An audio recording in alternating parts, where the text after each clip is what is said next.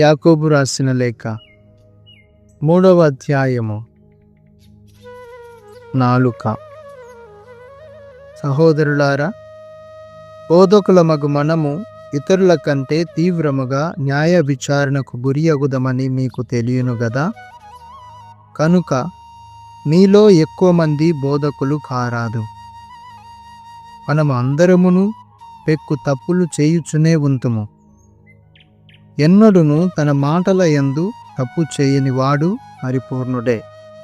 అట్టివాడు తన శరీరమును అదుపులో ఉంచుకొనగల వ్యక్తి. గుర్రములు మనకు లొంగియుండుటకు వాని నోటికి కళ్ళెములు తగిలింతము. అప్పుడే ఆ గుర్రములను మనము అదుపులో ఉంచగలము. అట్లే ఒక ఓడ ఉన్నదనుకొనుడు. అది పెద్దదే కావచ్చు. అది పెనుగాలికి కొట్టుకొని పోవచ్చున్నను ఒక చిన్న చుక్కానితో ఓడ నడుపువాడు దానిని తన ఉద్దేశము చొప్పున త్రిప్పగా ఆ ప్రకారమే అది సాగిపోవును. మన నాలుక విషయమునను ఇంతే. అది ఒక చిన్న అవయవమే అయినను తనను తాను పొగడుకొనుటయందు అది తిట్ట. ఒక చిన్న నిప్పు రవ్వ ఎంత విస్తారమైన అడవినైనా తగులబెట్టును. నాలుక నిప్పు వంటిది. అది ఒక దోష ప్రపంచము. దానికి నిలయం మన శరీరము. అది మన శరీరమునంతను మలినము చేయును. మన జీవితము సర్వస్వమునకు అది నిప్పు పెట్టును. దానికి ఆ అగ్నిజ్వాల నరకము నుండియే ప్రాప్తించును. మానవుడు జీవకోటినంతటిని మచ్చిక ఒనర్చుకొనగలడు. ఇంతకు పూర్వమే మచ్చిక ఒనర్చుకొనెను. పశుపక్షాదులు భూచర జలచరములు వానికి లోబడినవే. కాని నాలుకను లోబర్చుకొనిన మానవుడు ఎవ్వడునూ లేడు. అది విశ్రమింపని చెడుగు, ఘోర విషపూరితము. మన ప్రభువును పితయగు దేవుణ్ణి స్తుతింతుము. కాని ఆ దేవుని ప్రతిరూపములుగా సృజింపబడిన మన తోడి మానవులను అదే నోటితో శపింతుము గదా. ఆశీర్వచనమును శాపవచనమును ఒకే నోటి నుండి ఉద్భవించుటయా? సోదరులారా, ఇట్లు జరగరాదు. ఒకే నీటి బుగ్గలో నుండి మంచినీరును ఉప్పు నీరును ఊరునా? సోదరులారా, అంజూరపు చెట్టుకు ఓలీవలు, ద్రాక్ష తీగకు అంజూరములు కాయునా? అట్లే ఉప్పు నీటి బుగ్గ నుండి మంచినీరు ఊరదు. దివ్య జ్ఞానము. మీలో ఎవరైనా జ్ఞానియును వివేకియును అగువాడు ఉండెనా? అయినచో అతడు తన సత్ప్రవర్తన చేతను వినయ వివేకములతో కూడిన సత్కార్యముల చేతను దానిని నిరూపింపవలెను. కాని మీ హృదయమున ఈర్ష్య, ద్వేష, స్వార్థపరత్వములకు తావు ఉన్నచో మీరు గర్వింపరాదు. సత్యమునకు విరుద్ధముగా పలుకరాదు. ఇట్టి వివేకము పరలోకం నుండి దిగివచ్చినది కాదు. ఇది లౌకికము, భౌతికము, పైశాచికము. ఏలన అసూయ, స్వార్థపరత్వములు ఎచ్చట నుండునో అచ్చట అలజడియు సర్వ విధములకు నీచ కార్యములను ఉండును. కాని దివ్యమగు వివేకము స్వచ్ఛమైనది. అంతేకాక అది శాంతిప్రదమైనది, మృదువైనది, స్నేహపూర్వకమైనది. అది కనికరముతో నిండియుండి సత్కార్యప్రదమగును. అది పక్షపాతమునకును వంచనకును దూరమైనది. శాంతి స్థాపకులు నాటిన శాంతి బీజముల ఫలసాయమే నీతి. 4వ అధ్యాయము. ఐహిక స్నేహము. మీ మధ్య ఇన్ని యుద్ధములు, కొట్లాటలు ఎట్లు సంభవించుచున్నవి? మీ శరీరమున దాగియుండి సదా కలహించుచుండు వ్యామోహముల నుండియే కదా. మీరు ఆశించుచున్నారు కానీ పొందుటలేదు, కనుక చంపుటకైనను సిద్ధపడుదురు. మీరు అసూయ పడుదురు గాని పొందలేరు. కనుక మీరు కలహించుదురు, యుద్ధములు చేయుదురు. మీకేమి కావలేనో వాని కొరకై దేవుని అర్థింపకపోవుట చేతనే మీకు కావలసిన వానిని మీరు పొందలేకున్నారు. మీవి దురుద్దేశములగుట చేతనే మీరు అర్థించినవి మీకు లభింపకున్నవి. మీ భోగానుభవమునకై మీరు వానిని కోరుదురు గదా. విశ్వాసరహితులారా, ఐహికమును ప్రియముగా నెంచువాడు దేవునకు విరోధి అని మీకు తెలియదా? ఐహిక మైత్రిని సంపాదింపనెంచువాడు దేవునితో విరోధము తెచ్చిపెట్టుకొనుచున్నాడు. మనలో నివసించుటకు తాను ఉంచిన ఆత్మ కొరకు దేవుడు అత్యాశతో అపేక్షించును అను పరిశుద్ధ గ్రంథ వచనము అర్థరహితము అగునని అనుకుందురా? కాని ఆయన కృపను ఎక్కువగా ఇచ్చును. ఏలయన దేవుడు అహంకారులను ఎదిరించును, వినమ్రులకు కృపను అనుగ్రహించును అని పరిశుద్ధ గ్రంథము చెప్పుచున్నది. కావున దేవునకు విధేయులు కండు, సైతానును వ్యతిరేకింపుడు. అప్పుడు ఆ సైతాను మిమ్ము విడిచి పారిపోవును. దేవుని దరికి చేరుకొనుడు, అప్పుడు ఆయన మీకు దగ్గర వాడగును. పాపాత్ములారా, మీ చేతులు శుభ్రము చేసుకొనుడు. విమనస్కులారా, హృదయములను శుద్ధి అనర్చుకొనుడు. విచారింపుడు, మొరపెట్టుకొనుడు, రోదింపుడు. నవ్వుటకు బదులు దుఃఖింపుడు, వినోదించుటకు బదులు చింతింపుడు. దేవుని ఎదుట మిమ్మును మీరు తగ్గించుకొనుడు, అప్పుడు ఆయన మిమ్ము హెచ్చించును. సహోదరిని విమర్శింపకుండా హెచ్చరిక. సోదరులారా, మీరు పరస్పరము విరుద్ధముగా పలుకరాదు. ఎవడైనను తన తోడి వానిని గూర్చి విరుద్ధముగా పలికెననుకొనుడు, లేదా వానిపై తీర్పరి అయ్యననుకొనుడు. అట్లయినచో అతడు ధర్మశాస్త్రమునకు విరుద్ధముగా పలికినట్లే. అప్పుడు అతడు ధర్మశాస్త్రమునే విమర్శించువాడగును. నీవు ధర్మశాస్త్రమును విమర్శించినచో ధర్మశాస్త్రమునకు విధేయుడగు కావు, పైగా ధర్మశాస్త్రముపై తీర్పరివి అగుదువు. ధర్మశాస్త్రమును విధించువాడు దేవుడొక్కడే. ఆయన ఒక్కడే న్యాయాధికారి. ఆయన మాత్రమే రక్షింపను శిక్షింపను సమర్థుడు. తోడి వారి న్యాయాన్యాయములను ఎంచుటకు నీవు ఎంతటి వాడవు? ఆత్మస్థుతిని గూర్చిన హెచ్చరిక.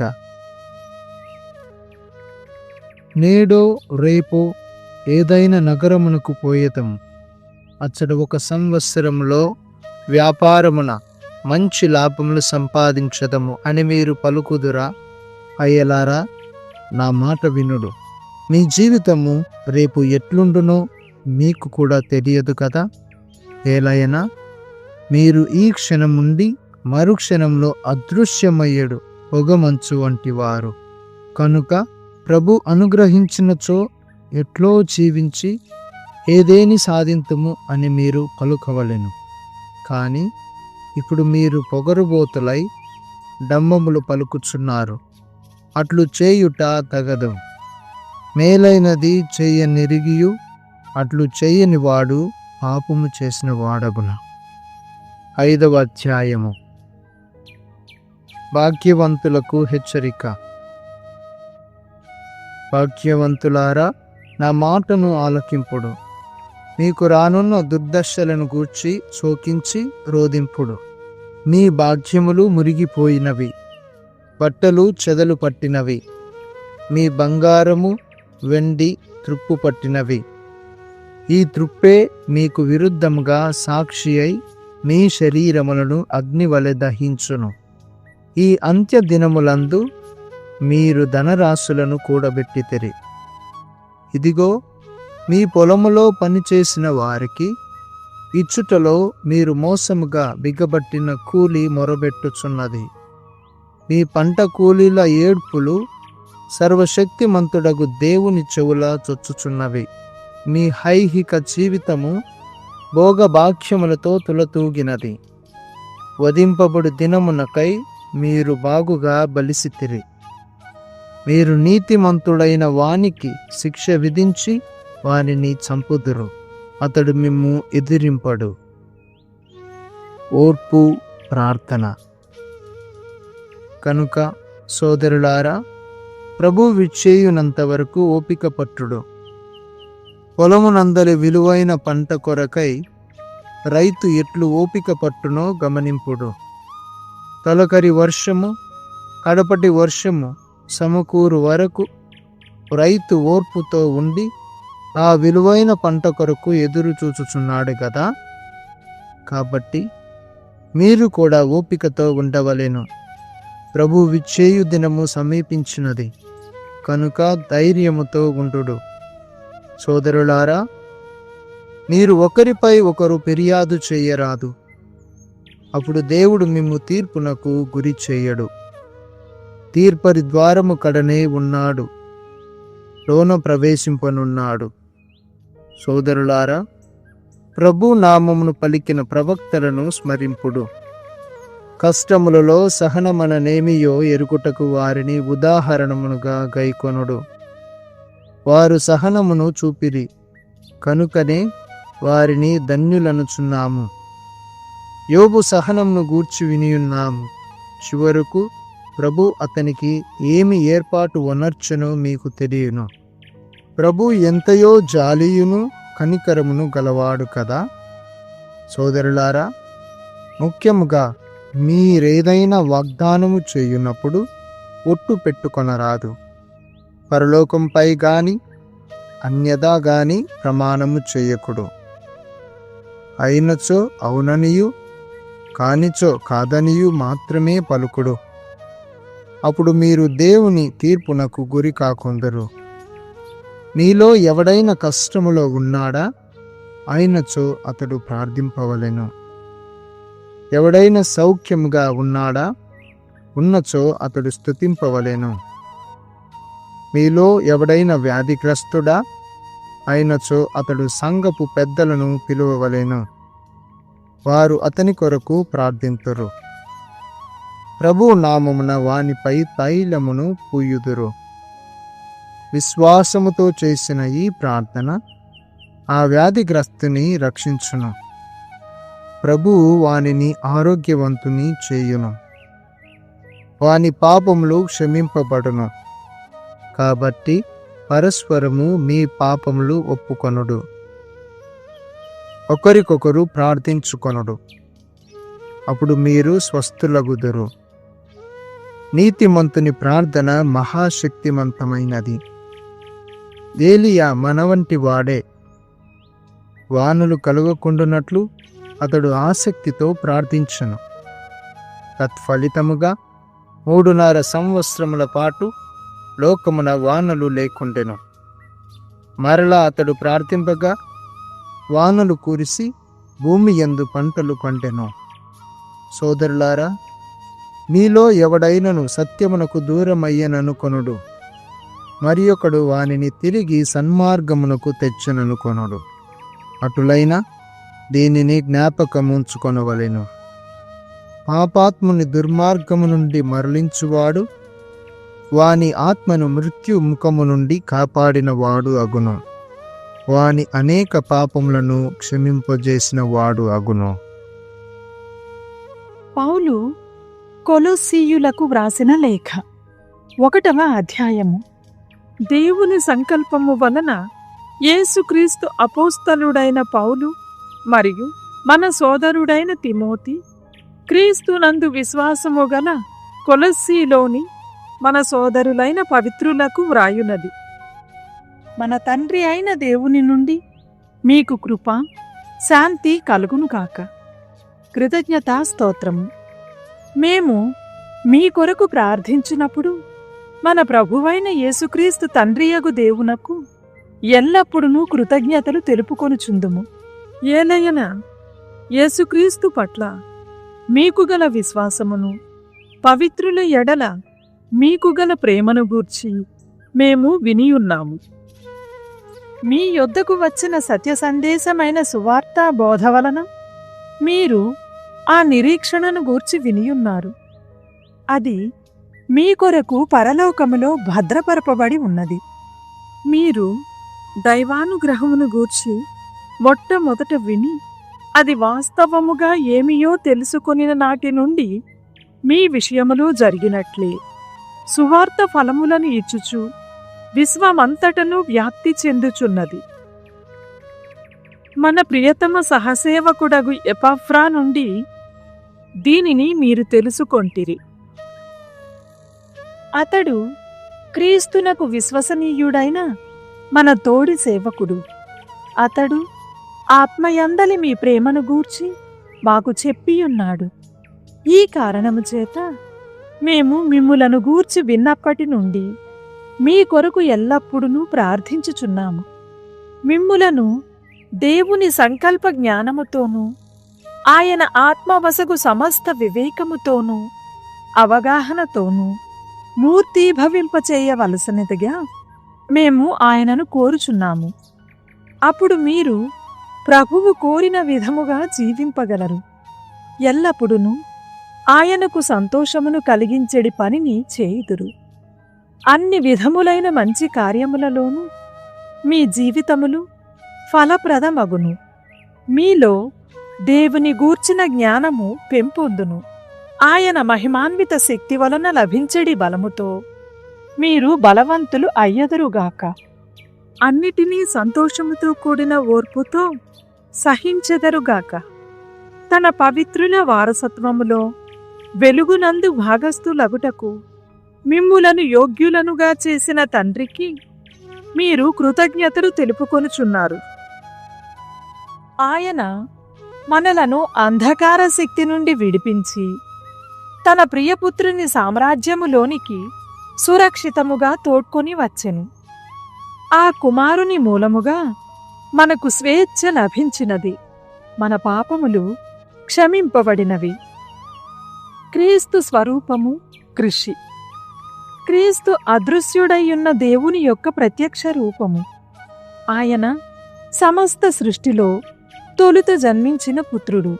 ఏలన దేవుడు ఆయన ద్వారా పరలోక భూలోకములందు కంటికి కనిపించెడి, కంటికి కనిపించని అన్ని వస్తువులను, ఆధ్యాత్మిక శక్తులను, ప్రభువులను, పాలకులను, సింహాసనములను, అధికారులను కూడా సృజించెను. దేవుడు సమస్త విశ్వమును ఆయన ద్వారా ఆయన కొరకు సృష్టించెను. ఆయన అన్నిటికంటే ముందుగా ఉన్నవాడు. ఆయనయే సమస్తమునకు ఆధారభూతుడు. ఆయన తన శరీరమైన శ్రీసభకు శిరస్సు. సమస్తమున ఆయనయే ప్రథముడగుటకు ఆయన ఆది అయి ఉండి మృతుల నుండి లేచిన వారిలో ప్రథమ పుత్రుడు. దేవుని సొంత నిర్ణయమును అనుసరించియే ఈ కుమారునిలో దేవుని సంపూర్ణ స్వభావము మూర్తీభవించినది. ఈ కుమారుని ద్వారా సమస్త ప్రపంచమును తిరిగి తనతో సమాధానపరచుకొనుటకు దేవుడు నిశ్చయించెను. పరలోక భూలోకముల యందలి సమస్త వస్తువులను ఆయన తన కుమారుని శిలువ బలి ద్వారా తనతో సమాధానపరచుకొనెను. ఒకప్పుడు మీరు దేవునికి చాలా దూరముగా ఉంటిరి. మీ దుష్టకార్యముల ద్వారా, దురాలోచనల ద్వారా ఆయనకు విరోధులైతిరి.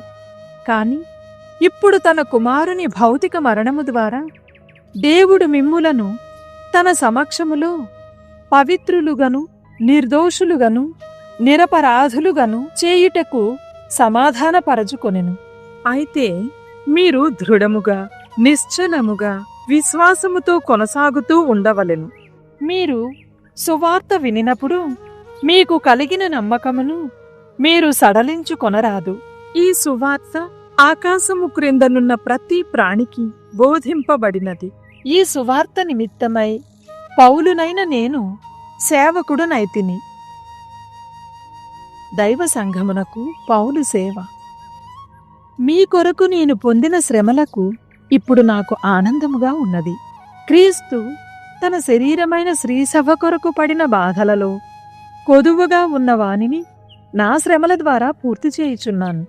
నేను దేవునిచే శ్రీసభకు సేవకుడనుగా చేయబడితిని. మీకు మేలు చేయుట కొరకు ఆయన నాకు ఈ కార్యమును అప్పగించెను. ఆయన సందేశమును పూర్తిగా ప్రకటించుటకు సంబంధించిన కార్యమిది. ఈ సందేశమును ఆయన గతమున అన్ని యుగములలోనూ మానవాళి నుండి రహస్యముగా ఉంచెను. అయితే ఇప్పుడు దానిని తన పవిత్రులకు తెలియచేశాడు.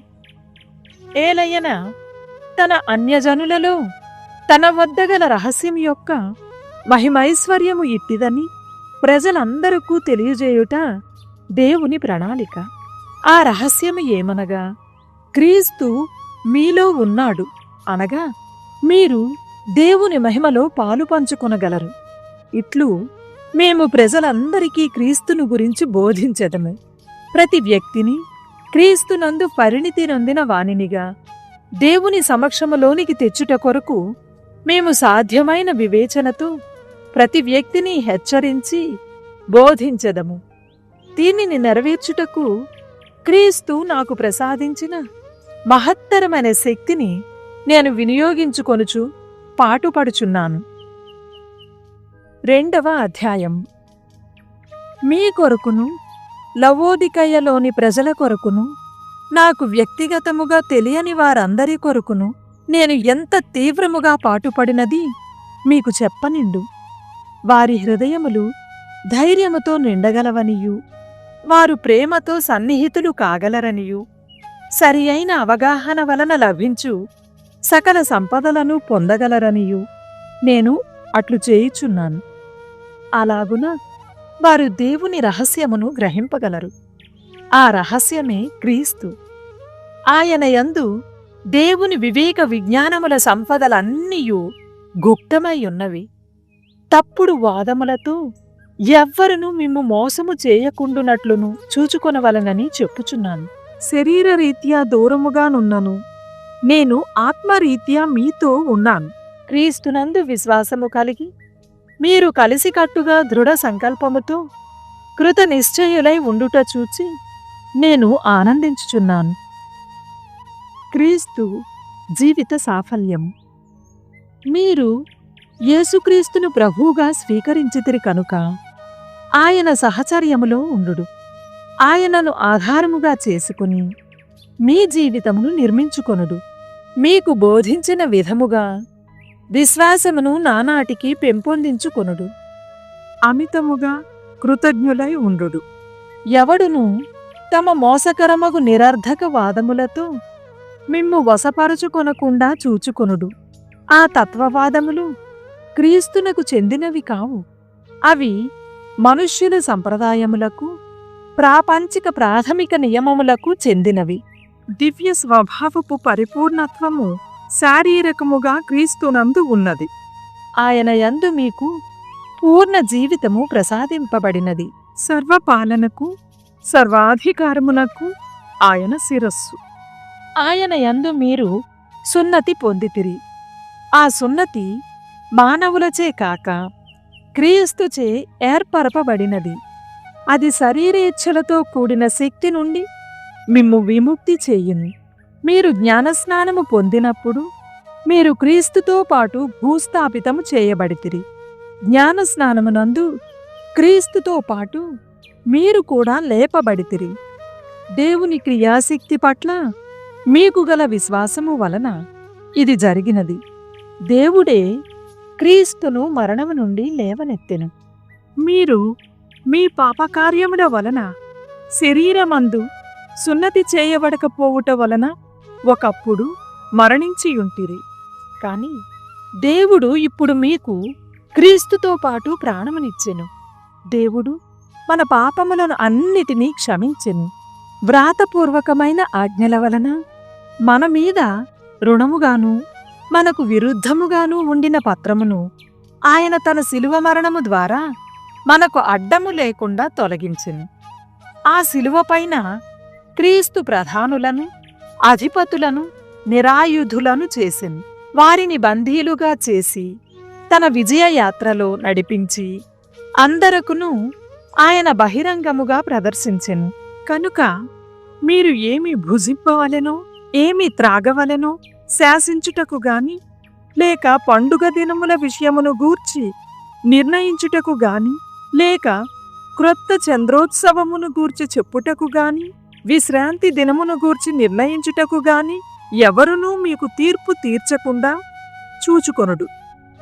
ఇవి అన్నియును భవిష్యత్తులో రాబోవు వానికి నీడలు మాత్రమే, కాని మూలాధారము క్రీస్తుకే చెందుతుంది. బూటకపు అణుకవను చూపుచు, దేవదూతల ఆరాధనలను చేయగోరుచు, తాను చూచిన దృశ్యములను గూర్చి మాట్లాడుచు, శరీర సంబంధమైన మనస్సుతో వ్యర్థముగా ఉప్పొంగిపోవుచు ఉండు ఎవడును మిమ్ము అయోగ్యులను చేయక ఉండునుగాక. అతడు శిరస్సు అయిన క్రీస్తుపై ఆధారపడడు. ఆ శిరస్సు మూలముగా శరీరము అంతయు పోషింపబడి కీళ్ల చేతను నరముల చేతను కూర్చబడినదై దేవుని వలన కలుగు వృద్ధితో అభివృద్ధి చెందుచున్నది. క్రీస్తుతో జీవన్మరణములు. మీరు క్రీస్తుతో పాటు మరణించితిరి కనుకని భౌతిక శక్తుల నుండి విముక్తులైతిరి. అయినచో మీరు లౌకికుల వలె జీవనముని ఎలా గడుపుచున్నారు? దీనిని చేపట్టుకుడు, దానిని చవిచూడకుడు, వేరొక దానిని తాకకుడు అనిడి ఇట్టి నియమములను మీరు ఎలా పాటించుచున్నారు? ఇవి అన్నియూ వాడుకొనుటిచే నశించిపోవును. ఇవి మానవుడు చేసిన నియమములు, బోధలు మాత్రమే. అవి స్వయముగా కల్పించుకొని ఆచరించు భక్తి కృత్యములయందును, బూటకపు నమ్రతయందును, శరీరమును హింసించుకొనుటయందును విజ్ఞత ఉన్నట్లు కనిపింపవచ్చును. కాని శరీరేచ్ఛలను అదుపులో పెట్టుటకు అవి పనికిరావు. సామెతల గ్రంథము 30వ అధ్యాయము. మరికొన్ని సూక్తులు. దేవా, నేను నిన్ను 2 వరములడిగెదను. నేను మరణింపక మునిపే వీనిని నాకు ప్రసాదింపుము. నేనెంత మాత్రము అబద్ధములు ఆడకుండునట్లు చేయుము. నన్ను సంపన్నుని చేయవద్దు, పేదవానిని చేయవద్దు. నాకు కావలసినంత తిండి మాత్రము దయచేయము. సంపదలిచ్చినచో నిన్ను ధిక్కరించి ప్రభువెవడని పలుకుదునేమో. లేమి కలిగినచో దొంగిలించి నా దేవుడవైన నీకు అపఖ్యాతి తెత్తునేమో.